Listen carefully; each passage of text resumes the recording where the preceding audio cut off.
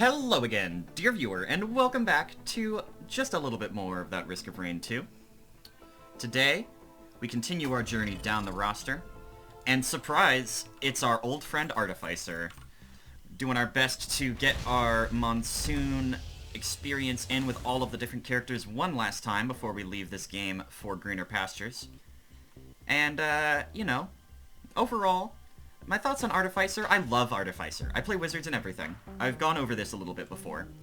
But, you know, I think Artificer really does a good job of hitting that wizardy feel in a game that I did not really expect it from, you know? I don't know, like, where their inspirations came from and stuff, but I know that I was very surprised at how wizardy this character felt, despite being still fundamentally a first-person shooter character.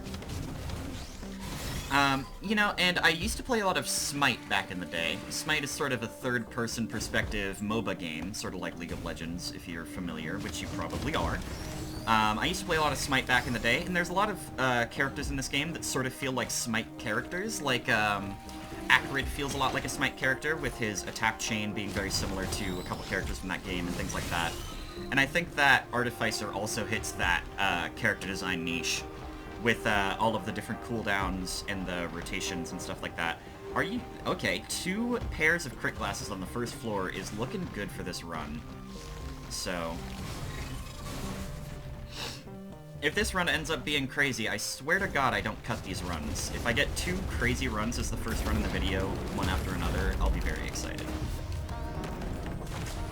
And I would love to get our Artificer skin on Monsoon as well, on camera. Because when I actually ended up doing it, it was on my personal account off camera. Okay. So do we want to pick up the second crits and just leave? Possibly. 20% crit chance, we're critting 1 in 5 of those flamethrowers, 1 in 5 of those nanobombs. Like, that's not bad.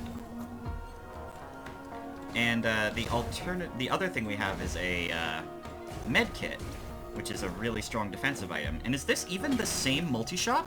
No, it's not. It's a third piece of crit in the first floor.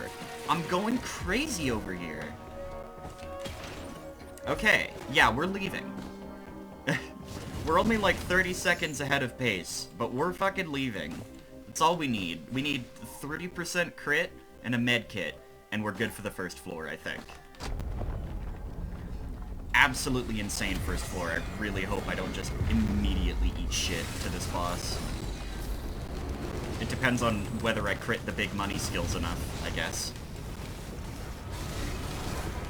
But, I don't know. Looks like we're doing just fine for ourselves so far. The really essential thing for learning how to be good at Artificer is knowing your rotation. Knowing exactly how many charges of your mouse 1 that the channel times for your skills give you. Being able to weave your mouse 1s in between shots is really strong. The damage over time from the default mouse 1 is gonna keep ticking while you're doing your other stuff, and your other stuff is very big and bursty. And then you can add a whole bunch of extra fire stacks using your flamethrower. There's a lot of really good stacking damage you can potentially be getting out of Artificer if you keep your rotation up. And that's where a lot of your damage comes from, is just rotating through these relatively strong skills. Like 220% before the ignition is a really, really, really, really solid amount of damage for mouse 1. Like, I don't know exactly how much damage fire represents, but I think gasoline is like 240, 120, somewhere in that range. So, like, that's generously 340% total damage if the fires go all the way through, which they do. I think it's guaranteed for a fire to get all of its damage off, unless, of course, the enemy dies before it has the chance to do so. Regardless of the specifics of the situation, this is a very, very strong start. And that is the important part. And there's 2... Are you kidding me? There's 2 more right here. Okay, so I need 106. And if I can get 106 money by the 7-minute mark, we're vibing. And that is a good sign. The nice lob shot. I see anti-armor rounds as well. The anti-armor rounds are tempting. I really cannot believe my luck here. I don't think I've seen a multi-shop with a bad item in it so far. Like the Leeching Seed from the first boss, we could do better, but I'm fine with a little bit of bonus healing, especially immediate healing, because the medkit, for all of its strengths, its major weakness is that if you keep getting hit from chip damage, you just won't get it. You know, you need to have that 2-second wait period between when you get hit and when you heal. Okay, we are at 60, so we can get one of those crit glasses. We've got about a minute and a half left. Oh no. Ah, damn it. Oh well. We'll come out of this floor with 40% crit instead of 50%. And, syringe is, all things considered, not the end of the goddamn world. You know, it's not like we got a worthless red, or a worthless white, like it was a key or something. Key would have definitely been the worst case scenario to get an item we didn't want out of a multi-shop. Alright. We got a crit on one of those, but that's probably not enough. Okay, we need 4 money. I hear a stone golem to our right. But it's not relevant. Okay, so we've got about a minute left. Have we found the teleporter? I do not recall. So we might as well have not, even if we have.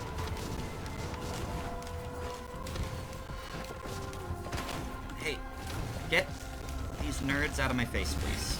Thank you for the crit.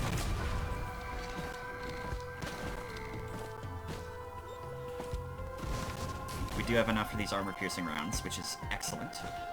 We don't quite have enough to get the chest right next to it, but these armor-piercing rounds are going to be a nice solid 20% damage increase. And I don't know if they stack multiplicatively with crits, but I would imagine it does. I would imagine it applies base damage.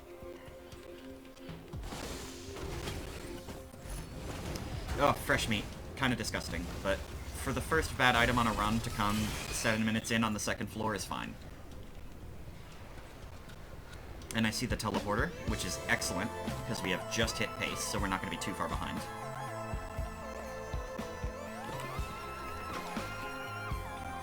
Oh. I really love the way the songs on this soundtrack crescendo go into these really nice synth lines. Oh my, he spawned in an odd place. I need to leave, I need to leave, I need to leave, I need to leave. Ooh, that was really close. It remains really close. Oh my god! Oh, that was such a good run! God damn it. Okay. Let's roll another one.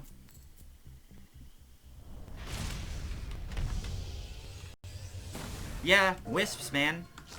I was telling you last video, those wisps are really, really, really, really annoying, and that's just a perfect example of why.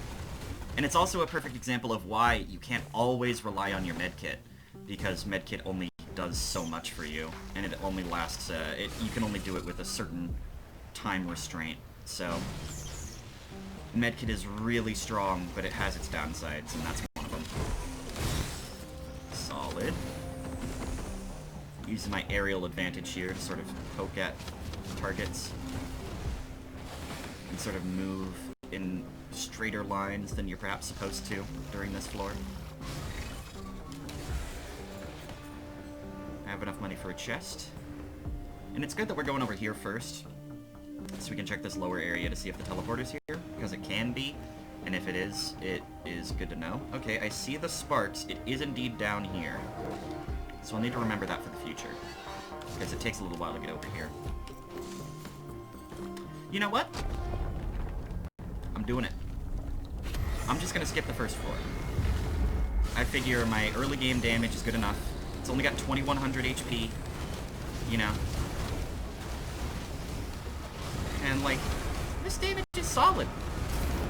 I'm already almost done with the boss, and, like, yeah, I have almost no health regen. But the boss has almost no health, period.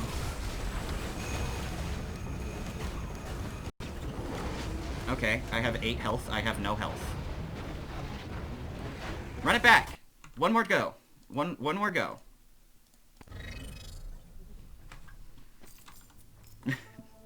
And I think I want to go for the teleporter first again, just for fun. I want to prove myself after that horrendous showing. Although, when a Shrine of Combat spawns right next to you, you've kind of gotta. Stone Golems was actually a perfect roll, because they're very easy to deal with. Especially on the first floor, where it's unlikely they're going to be spawning as elites. I have had them spawn as elites, though, and that's a bit scary. Is Artificer's Mouse 1 the only skill? Well, I guess it doesn't have a channel time. I suppose I was gonna ask if it was the only skill that's kept its cooldown rolling during the channel time, but I think the idea that there is a channel time is a bit of a misunderstanding of how the ability works. But yeah, you have infinite shots, just like any other character. They just come back on a 2-second recharge because the skill's so good. Shrine of the Mountain means that I'm probably not going to rush the teleporter as hard. Definitely still do want to rush the teleporter because it sounds fun. But Shrine of the Mountain means we will have to be a lot more careful about where we place our effort. Was there a chest I wanted to open when I got those stone golems? Probably. Do I remember? No. Predatory instincts. Not bad? I don't know. Artificer doesn't love attack speed. Artificer's fine with attack speed, like they'll tolerate it, but in terms of like the stats that you want as an Artificer, attack speed is surprisingly low on that list compared to most other characters. Just because you're limited by your charge, you know, you're limited by how many mouse ones you can throw out. And when you have more attack speed, you get all of your mouse ones out faster, which isn't necessarily a bad thing, but it is also not necessarily a good thing either. And the benefits it has other than that are pretty marginal. You know, charging up your nanobomb slightly faster. You know, it's not unwarranted, it's not unwelcome, but it's not exactly helpful in the same way that a lot of other damage benefits are. Okay, well, I'm gonna hit this early. Our chances of beating this Shrine of the Mountain are looking up now that I know that it's Wandering Vagrant. And we get the lucky 6% crit on that flamethrower. Holy hell.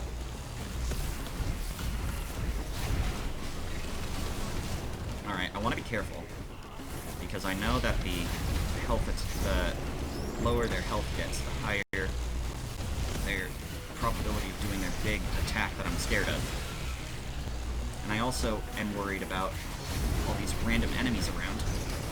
Another 6% crit on the flamethrower is not going to be enough. I'm super dead. I'm super dead. I'm, like, Omega dead. I was slowed by a Frost Elite, so there was no way I was going to be able to get to my line of sight anywhere close to in time. Ah, the love that is Monsoon Artificer. Just keep rolling. Just keep rolling. You know, if you can get past the first floor, you have a good chance, but getting past the first floor can be quite a challenge if you want to keep your Monsoon pace. Stun Grenade doesn't matter too much. Be useful for the Flamethrower, but not much else. We have an innate stun in our kit in multiple forms as well. Alright, I see a Blood Shrine over there, and I think I'm going to tap it as soon as I get there, especially if I get a healing item from this. Anti-armor rounds is fine. In fact, I might stack a second one from this multi-shop, because there are no healing items in there, and I've already gone over the Stun Grenade not being great. So, here comes the second set. So, that is 40% extra damage against bosses, which is pretty solid, considering how impressive our stock boss DPS is. Alright, that'll be enough for this chest. Perfect. Come on. Secondary magazine is awesome. Our Mouse 2 on Artificer is very, very strong. In fact, unloading 2 Mouse 2s into a boss at the start of the round with 40% extra might be enough to do almost all of its HP and damage. We'll see.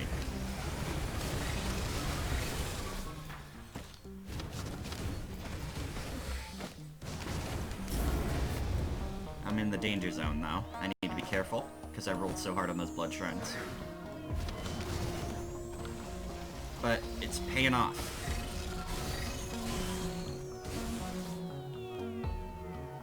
I think if I can get 1 or 2 more chests. I actually have 82.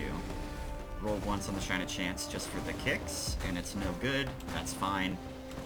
Your odds of getting something first try on a Shine of Chance, I don't know them exactly, but I imagine they're fairly slim.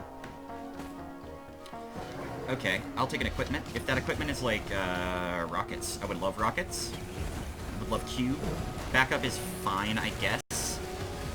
It serves a similar purpose, and we're early enough on that it doesn't matter too much that the damage isn't great. Although, I need to be exceptionally careful that I don't just feed it. Because when you don't have any healing on Monsoon, your natural regen is not usually enough to really get you going. Okay. I hope to God that I can do this. Oh my god, that's a lot of damage. That's a lot of damage. Like, a couple more of those and it's done, right? Oof! I'm super dead. God damn it! Monsoon! God! Even with 40% boss damage. Like, I went in there fucked, you know? I went in there knowing that I was at half HP and I didn't have a healing item, but I also knew that if I stayed much longer, I would have no chance. Well, you know, that's how the Artificer life is, you know? You throw yourself at the wall a couple times, and you get a good floor 1, you get a good floor 1, you get out of there, you maybe make it past stage 2, and by that point you're probably okay. You know, you get a void in there, you're super okay. Shrine of the Mountain, I see crit glasses with my eagle eyes. Bam! I knew it. Alright, I need 5 more. This will probably not be enough because it's the first floor and the first floor sucks. Yup! 24! Thanks, Hopu! It's almost like the enemies give exactly 6 or something because he knows.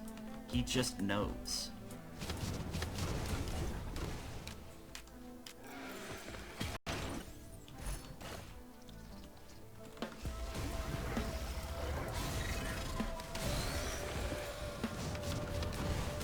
Oh, okay. I guess I'm going down. It was not my intention, but I let go of the spacebar a little early.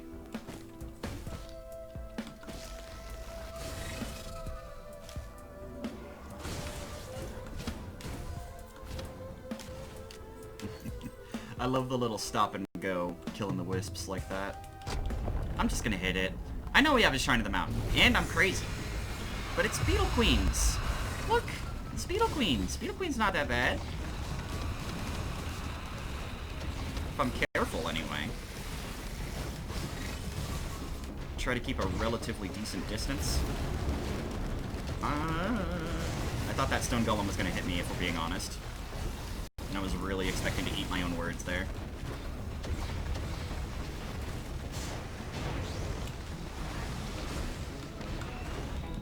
Are you kidding me? Are you kidding me? Okay. I'm so tilted. I'm so tilted. I'm so tilted. I'm so tilted. I'm doing one more. This video has felt like a string of failures, and that's because it has been. But every failure is a new opportunity to start fresh and rethink your life.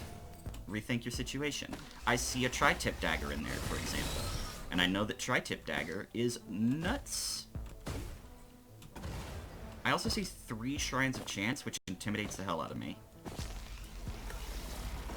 Imagine if this works. Imagine if this works. Ah, if only.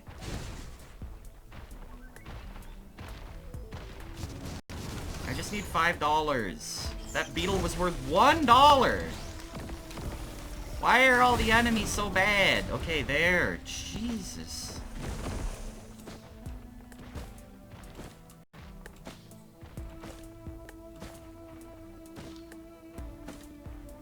Is that another dagger? I think I see another dagger over there. That's a green. That's Lepton Daisy. It is literally any healing. And at this point, that's good. That's fine.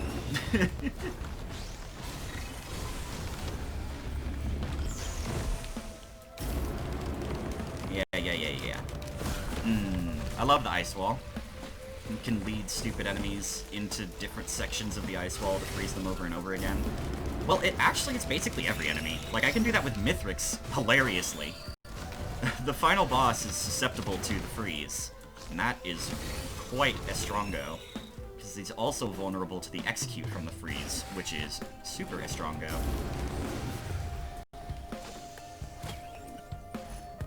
Alright, that's a white. It's crits. Will I take bleed over crits? Probably.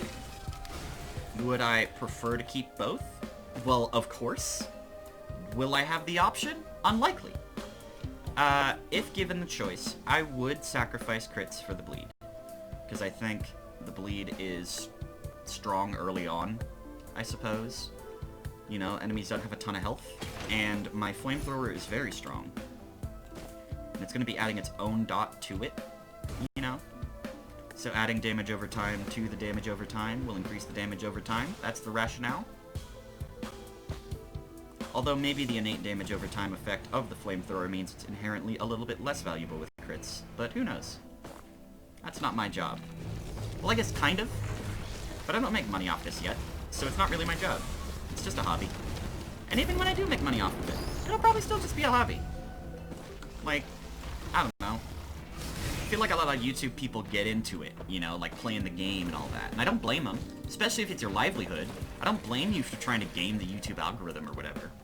But at the same time, like, you know, the best things come from passion, you know. And I feel like once you start, like, essentially metagaming YouTube, you start losing that. You know, it's the same way when you metagame anything, really. Like, you know, I play a lot of Warframe in my spare time, and people really hate that game. It's like, and I don't blame them in the same way, you know?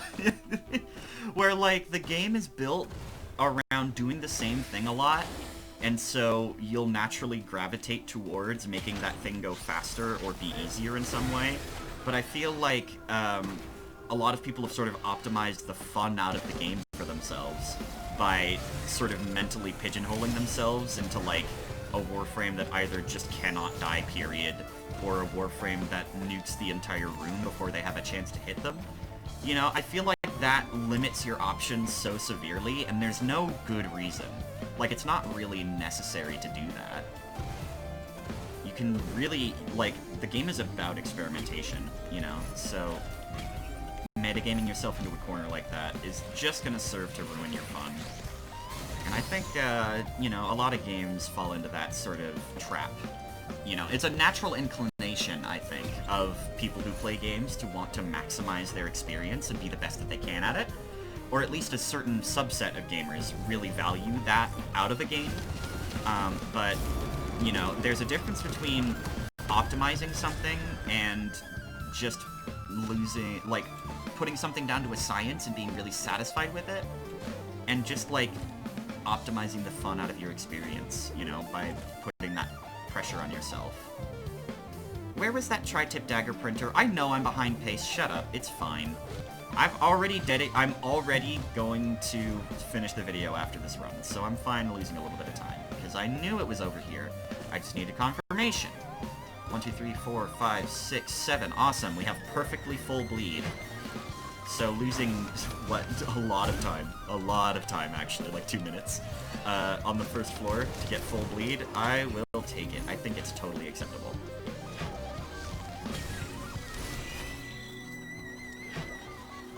And if we die, we die. You know?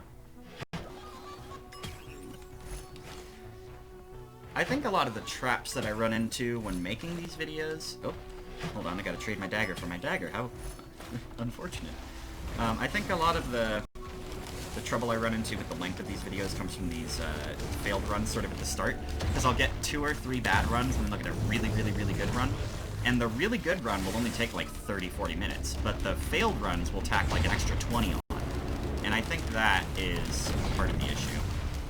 So perhaps when I revisit this game further down the line, editing out the failed runs will be part of the thought process there. Okay, well, we are on pace to leave the first floor at around the time I would want to be leaving the second. But we have a lot of money. I guess it's worth our time to go up here and check for chests. But I doubt that we'll find any. That does not look like we have, alas.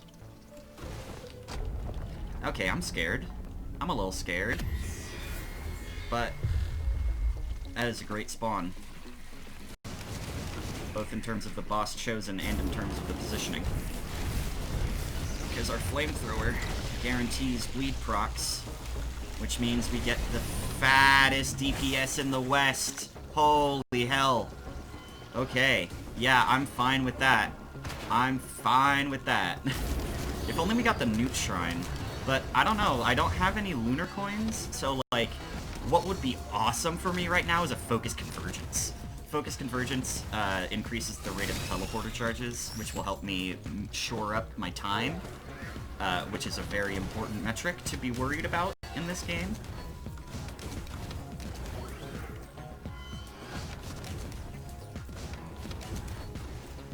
Hopefully this extra money turns into extra levels. We are level 6, which seems above average for this floor at least. Does the full bleed mean I one-shot these guys? Yes!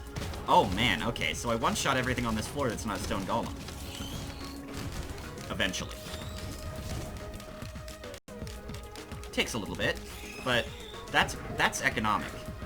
That's very efficient.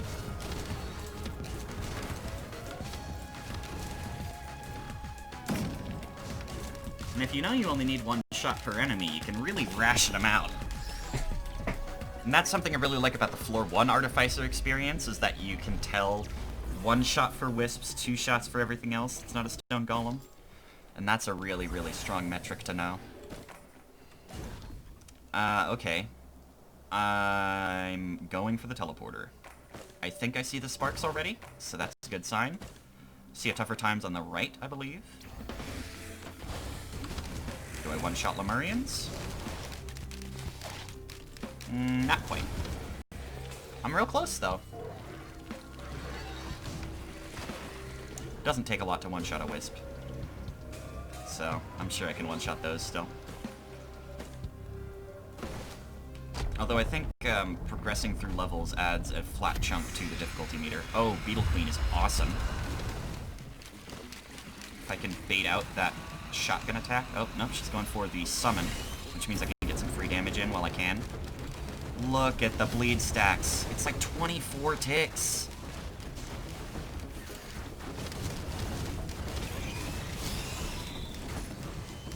Ukulele? Oh my god. Oh my god. Ukulele is incredible.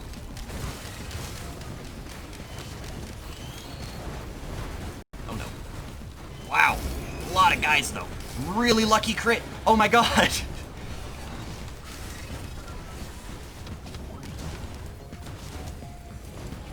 Alright. Wow. Okay, this run's gaming. I told you! I told you! I told you. The moment we get past the first floor is the moment that it all comes together, babe. So, if we can get to... If we can not get destroyed early on, this is a really solid run.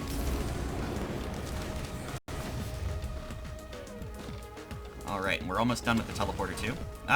Honestly, after skipping floor 2, we've only lost about 30 seconds of my normal pace.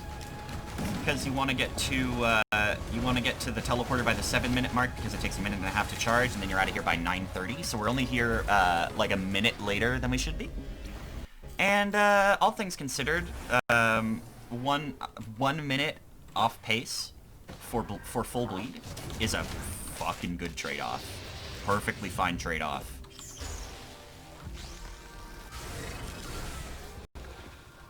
Okay. Do we dare go for the Void? Because I know there's a pretty common Newt Shrine spawn here. Over in this direction. My guess is that it's going to cost around 100 to open a small chest, so... Yeah, 134 to open a big chest pretty much seals the deal on that. Yeah, I'm going for it. Might as well.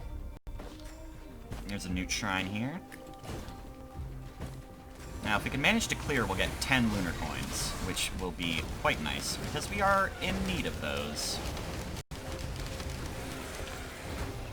Yeah, the ukulele's huge for us, because not only will it add a bunch of AoE damage to our flamethrower, which is already really, really good single-target damage, each individual ukulele also has a proc coefficient. I don't think it is exactly 1, or else it would proc on every guy we hit with the ukulele, but it is enough. It is anything. And being able to spread our dot around like that while using our flamethrower is going to be huge. And there's some of the crits we were missing before.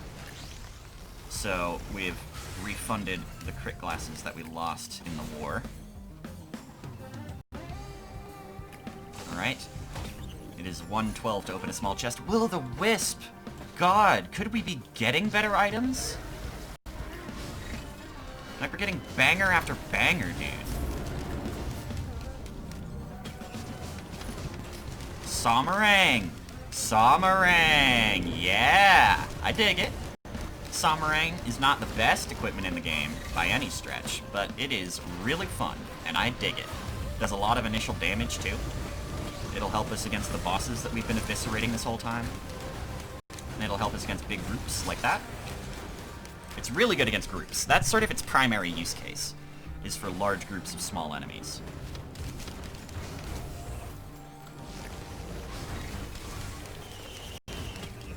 Oh, and the fireworks, too? There's a little bit of healing, which is nice. I would like to stop relying on the Lepton Daisy for my healing. That is a very risky strat. 91, 92. Oh, the lead is perfect. Yeah, crits are really strong on the nanobomb, but bleed is really strong on the flamethrower. Crit is also really strong on the flamethrower. You should take the flamethrower, basically. As far as I'm concerned, there is, like, almost no use case for the Ion Surge that isn't improved just by getting better at Artificer's fucked movement. Like, their whack-ass movement is actually really dynamic if you know how to do it properly.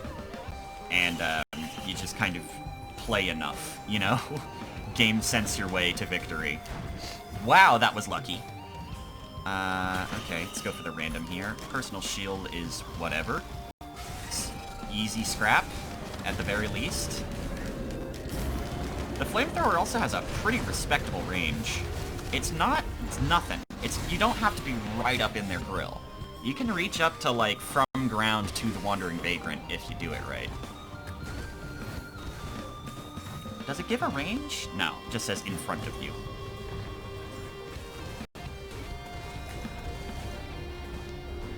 Alright, I want to get out of here soon.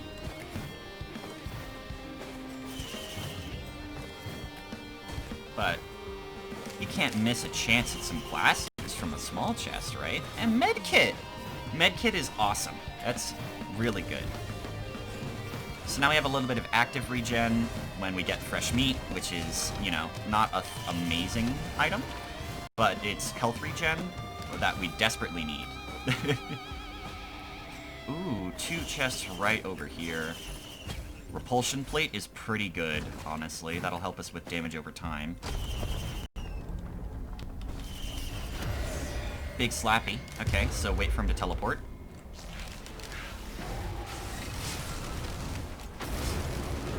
Get your bleeds in there. And leave. Oh, another fuel cell is excellent. This is a bleed run, for sure. We got a bleed active. We got a full bleed passive. We got slight resistance against bleed from the repulsion plate, I guess. That ties into the theme. It's a very bloody run.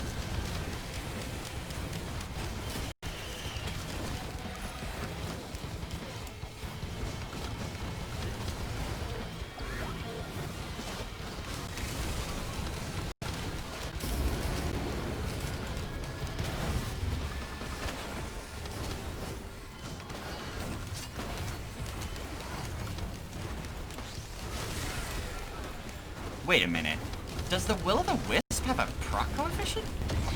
I thought I just saw it apply bleeds. It super does! Unless that's the uke. But even then, that means it has a proc coefficient. Holy shit! I didn't even realize. No wonder Will-o'-the-Wisp is one of the better items in the entire game. Jesus. It's really strong! Ooh, yes. Right. Blue portal.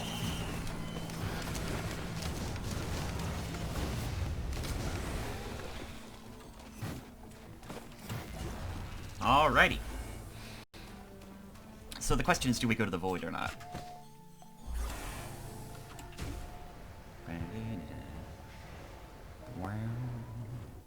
We could potentially be getting really scary stuff from the Void. Like, we could be getting Elder Lemurians and stuff. Right, we can't afford any of this. Rejuvenation Rack. I don't want to use my... I have too many valuable items. I would be guaranteed to lose at least one of my Ukulele, Will-o'-the-Wisp, and Wax Quail. I would ideally lose the Wax Quail, but I like that item a lot. I don't think I need it, and I can't pay for... Okay, I've got to go to the Void. Like, I spent a lunar coin on this. I have to. I have a med kit. I have a fresh meat.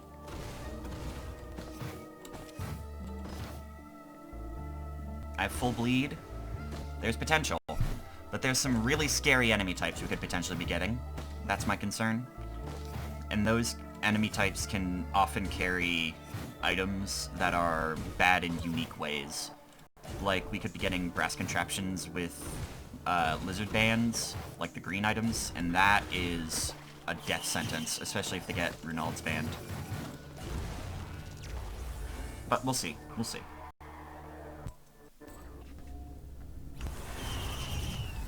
Alright, imps are a fine first go.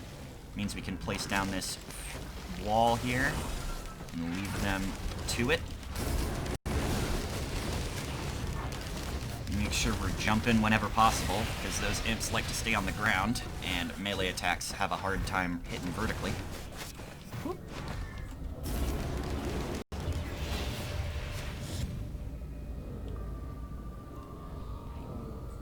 Imps are an encouraging first enemy, but we still gotta stay on our toes, because there's some, like the big body enemies are quite dangerous once we get this far on. I think we have chances to get Elder Lemurians.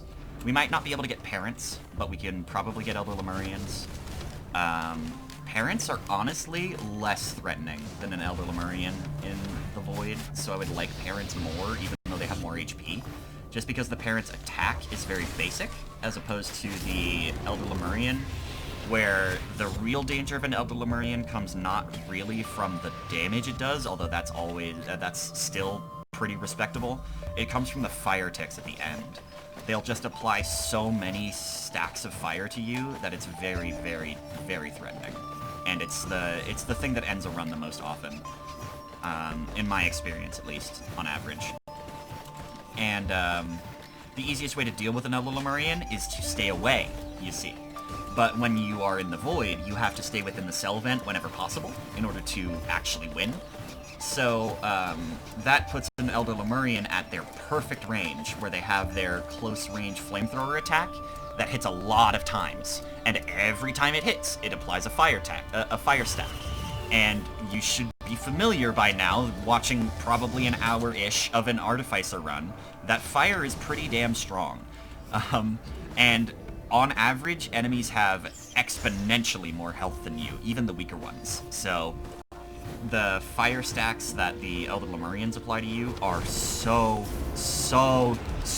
dangerous unless you have a lot of repulsion armor plate.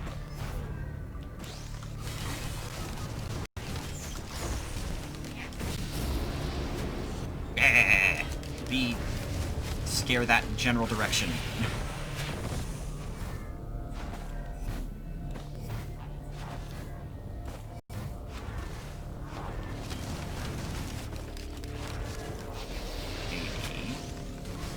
Yeah, we're doing pretty good. Imps were definitely a nice first roll, nice chill first roll. And it goes to show how good this spawn is, because even these enemies, which are relatively fast, still have a really hard time getting up to us. Second fresh meat is I sleep, but it means that it's essentially equivalent, plus change, to 1 fresh meat in any other difficulty. So, that's fine. And, you know, health regen is something we can use. Oh boy. Brass contraptions, one of my favorite enemy types. Very, very easy to deal with. Very low damage, easy to deal with targets. Definitely not one of the more annoying enemy types in the game in general, especially when you have a severely restricted area to move around in. Was that really 5 bleed stacks at once? Oh my god! Sommering strong, kinda. A little bit. Listen, it does a chunk of damage and applies like 5 to 15 bleed stacks, depending on how many you hit, so I consider that solid damage, even if it's not the most possible damage you can do with an equipment item. Ouchie! Okay, that did less damage than I expected. But, you know, we're on cell vent 2 of 9. Can get much, much worse from here. Hopu, if you are listening by some miracle, you mentioned on your interview with Wooly that, Tesla Coil was in consideration for removing from the pool of enemy, possible enemy items. Please remove it. It's not good. It's not. It's just not fun. Like, I understand. I've seen people do it even. You can really, like, you can deal with it. But the chances of being on a good enough run to deal with how much damage Tesla Coil outputs when applied to every enemy on the floor in an area where you are specifically designated a safe spot to land, not fun. Not fun. It's so slim that you will survive that. It's just not a good time. So I would be fine. In fact, I would probably even celebrate the removal of Tesla Coil from the Void enemy item pool. At the very least in the Void. Like, Artifact of Evolution? Maybe. That might pose an interesting challenge if someone's running the Artifact of Evolution. But it won't pose an interesting challenge if someone just busted their ass to get through 8 cell vents worth of vent, and then gets completely destroyed because they got bad RNG. I understand getting completely destroyed because of bad RNG is also just part of the roguelike genre, but there's good ways to do that, you know? And when you flip a coin, when you flip a 700-sided coin and you show up on tails, it's not fun. That's not, like, fun RNG, that's just like, oh, I guess I lose now. Oh, lord, okay. Evil incarnate. The fucking mushrooms. I see you. I see you over here. I will shotgun you. And that's the thing you can keep an eye out for, is before the mushrooms do their attack, they have the little symbols over their heads. I'm really surprised none of those hit me. Those two, but we take those, you know? Use the brass contraption as a reflection surface for the nano bomb, so you can get more damage on the MC's ear. Fwacha! Big gamer strats. Whoa. Yep, we're fine. We're good. We're chilling. We're vibing. Everything's sick. Everything's sick nasty. Oh, no, you don't. Whoa! Okay. Okay. Fresh meat? I understand that this would probably be ridiculously broken. But I would really love if fresh meat's regen ability could stack. Because fresh meat gives flat health regen on enemy kill, which isn't good. It's not as good as Monster Tooth, because Monster Tooth does effectively the same thing. It gives you health on kill, but it does the same thing in a way that can be applied much more immediately via walking over to your health orbs. So I think that giving fresh meat the ability to stack, giving it like a stack cap probably, like Berserker, Predatory Instincts. Oh no, oh no, oh no, oh no. Okay.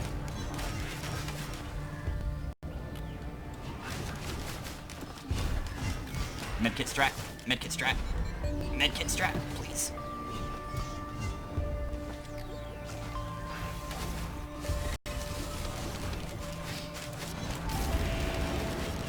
Okay, I'm getting rid of this brass contraption. God. Stealth kit MVP, by the way. I thought I almost died there.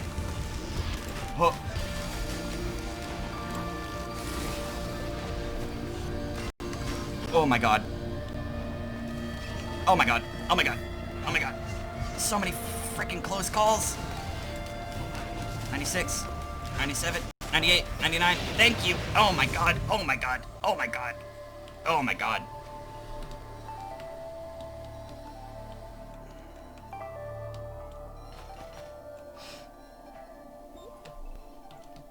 Okay, I need to take advantage of my healing while I can still get it. Okay, we're going. But that was a lot of healing. That was a lot of healing we got. We were like 300 instead of 150. Okay. I am incredibly scared now, considering our performance in that last round. I'm not gonna say anything about items, because, you know, the rule with the devil and all that. You do not want to jinx it. Oh, well, you know what I said about jinxing before. You know, I was mentioning a very specific enemy type that would have probably been among the most annoying to deal with in this scenario, and it's also paired with mushrooms, which are probably the second most annoying one.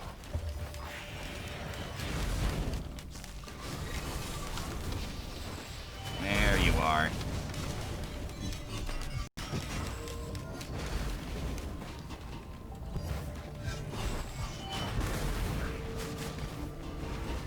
$48, $49, $50.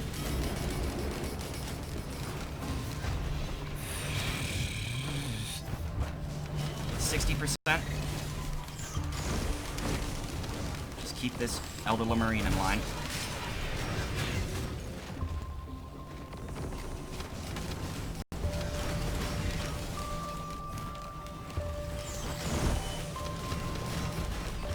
$87, $88, $89, $90. We're almost done with this cell vent. And we're good. Okay, we can make it. We can make it. Infusion, incredible for us.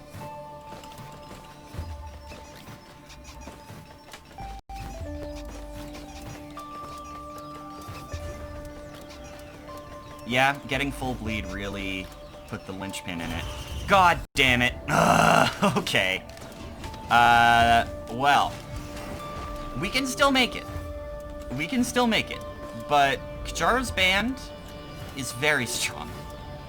And there are multiple enemies in this enemy pool that can use it. So, ideally, the AI works enough that we don't have to worry too much. But every sound I hear is now a panic. Because I'm pretty sure those fireballs count. And if those fireballs can proc the bands, we're in big trouble.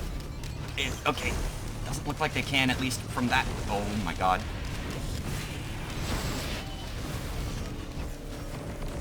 Okay, 78, 79, 80. 2, 3, 4, 5, 6, 7, 8, 9, 90. 1, 2, 3, 4. 8, 9. Thank you! Thank you, I'm leaving! Oh, one of my own. Okay. Okay. Okay. Holy shit. Whoa. Okay. Okay. I'm gonna close my eyes. Oh, thank God. Okay. There's only one item that they even have that this applies to, so it's not free, because that happens and I die. God damn it!